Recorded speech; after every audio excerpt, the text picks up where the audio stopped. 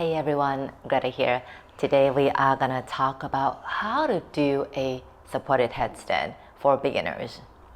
This video is perfect for those of us who have either never tried the headstand before or have been trying it but a little bit unsure how to practice on your own. So what you need today is a mat and a wall space. And we won't be going all the way fully upside down, i.e. the legs will still be on the wall. So this is actually quite safe for a lot of us, but just make sure that however that you are practicing, you don't feel intimidated or you don't feel that you're too nervous to go up. Never force yourself and make sure that you're breathing okay. And also do have a read of the caption below on all the contraindications, just to make sure that you're safe to go. Okay, so let's start warming up. So let's do some neck rotations.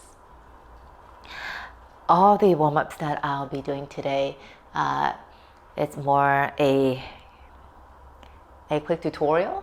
So if you need to do more, okay, feel free to add.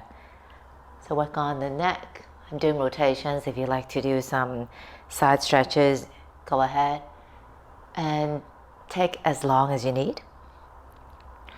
When you're doing these neck movements, you want to be sure that only the neck part of the spine is moving and the rest of the spine stays still. Now let's work on the shoulders, fingertips on the shoulders, and let's start to move them. Okay, yes, my shoulders do crack and they are super noisy, so excuse me for that. Once you get used to this movement, you want to feel the shoulder blades actually moving. So let me just move my mic. So it's the upper back part that's moving and not just these guys right here, not just the deltoid. Okay, so you want to feel the shoulder blades reaching up, out and away, down and back, and reaching forward. And if you do hear snap, crackle, pop coming from your body, just monitor it. As long as they don't feel any, aches and pains, then it's fine. And then reversing it. Just see, how things are. How do you feel? Do both shoulders feel relatively the same? Now we will be doing the cow face arm. If your fingers cannot bind, grab a towel. Okay, so we'll be doing the right hand first, right hand on the upper back, and then the left hand, what I tend to do is hold on to that right elbow and then gently guide that elbow up as I reach my fingers down. Okay. Checking that once you're here, try to not arch the upper back too much, keeping the ribs hugging in. Okay, so we are really open up the shoulders and not using the upper back to compensate. And then wrapping the left arm around, be super greedy about it, reach it all the way back before you bend. Okay. And stay. See if you can feel the upper back pushing into the hand rather than having the hand to push the chest forward. Okay, a little bit different than the the usual cow face that we do, simply because we're opening the body to prepare for the headstand. Okay. Arm close to the ear and the elbow reaching up to the sky. Feeling the armpit slightly hugging in instead of turning out and away. Okay. And don't forget to do the other side as well.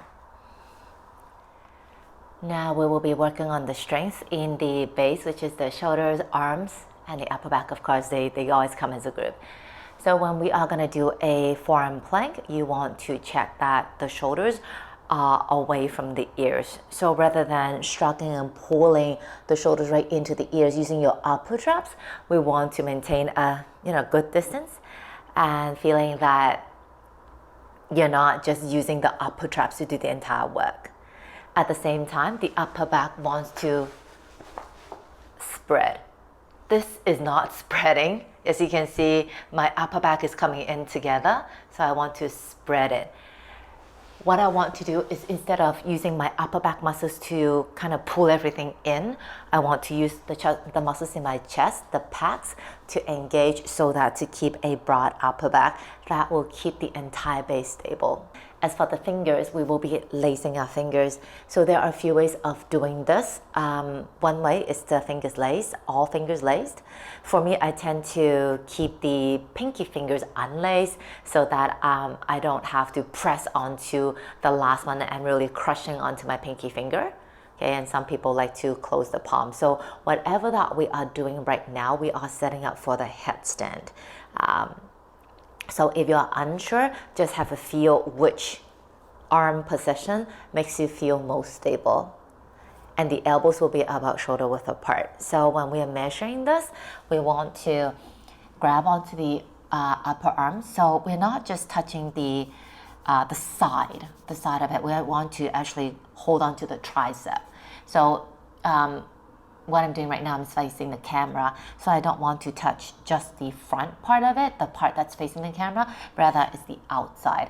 So making sure that my elbows are a little bit closer than shoulder width, so that once I put weights on them, I would have a bit of allowance for the elbows to flare out. And once they flare out, they will be right underneath the shoulders.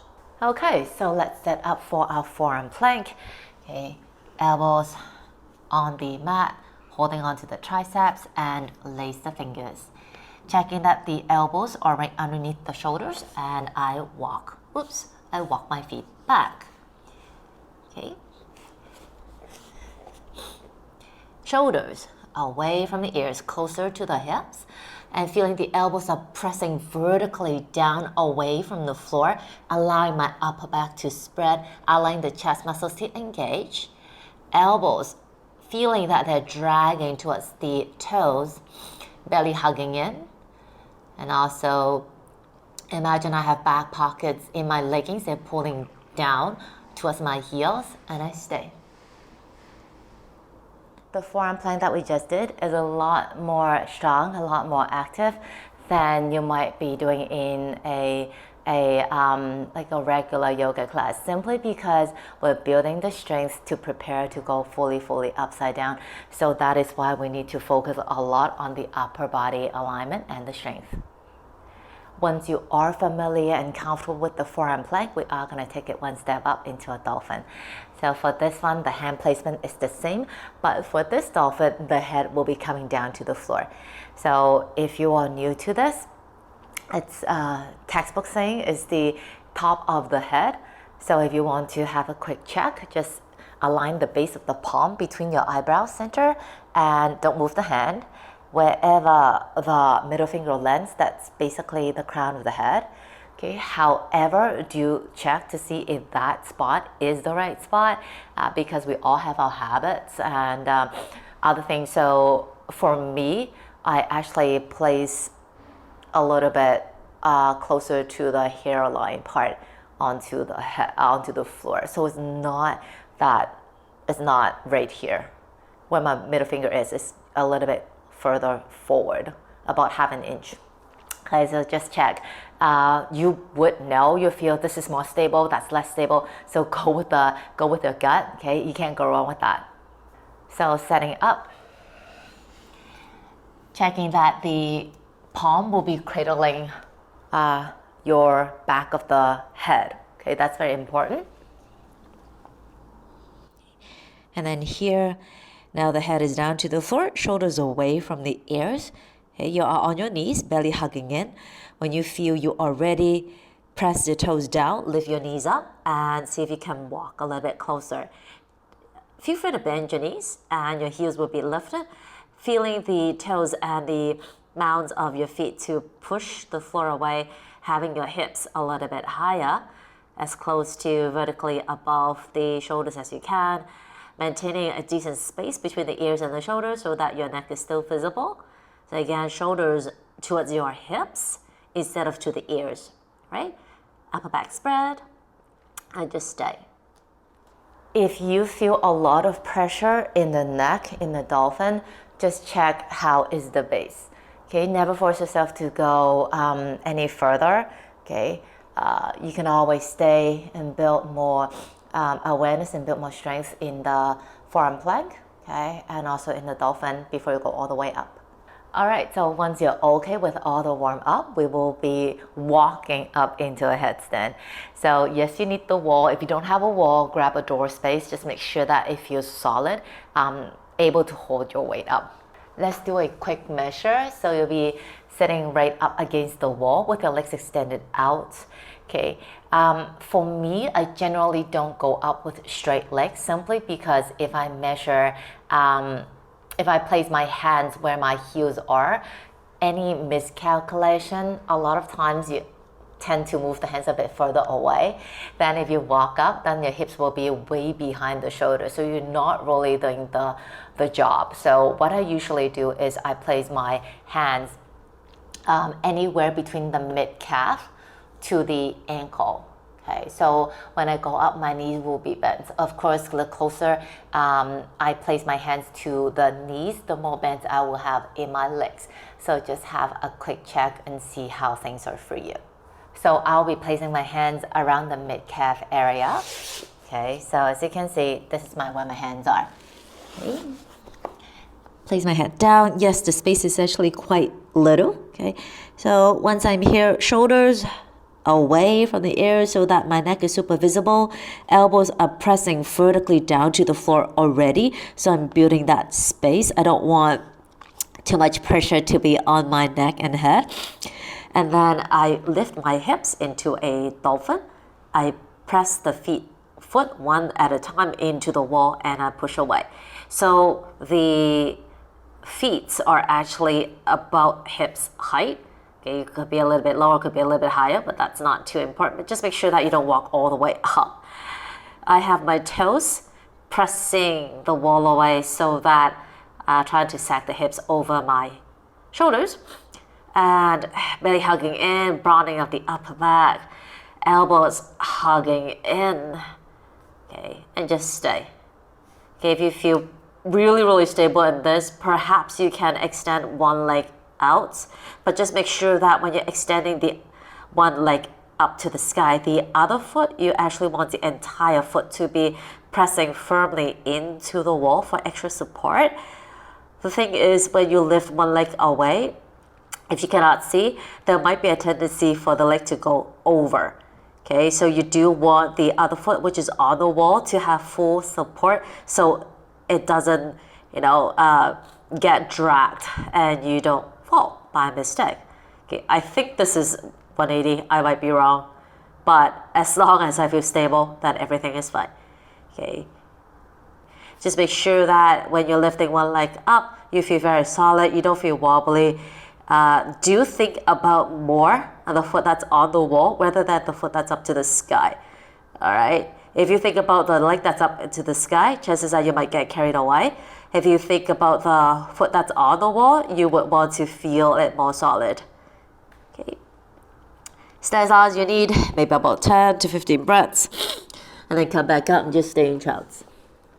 Sorry about my voice. I had this huge, crazy allergy scenario last night. So now whenever I go upside down, my nose is blocked. Anyways, now it's fine. This variation is for us to train the strength and the awareness in the base. So it's not meant for you to, have both feet away from the wall. Please don't do that. Okay, if you ever do that, you need to make sure that there's someone behind you to support you if anything happens, or you know how to fall. A lot of us are very, very excited about going fully upside down, that they want to, have both the feet away from the wall ASAP. But then that always come with a lot of practice, awareness. Okay, so my advice is do not rush, especially with this form of inversion where the head is directly on the floor. I'm just so concerned with the neck part of the body. Any mindless actions or anything at all, it could actually injure your neck. Not like a crazy injury, but even a little strain is so uncomfortable and you don't really want that. That's it for my sharing for today. Hope it's helpful to you. Okay, and I'll see you again soon. Take it easy.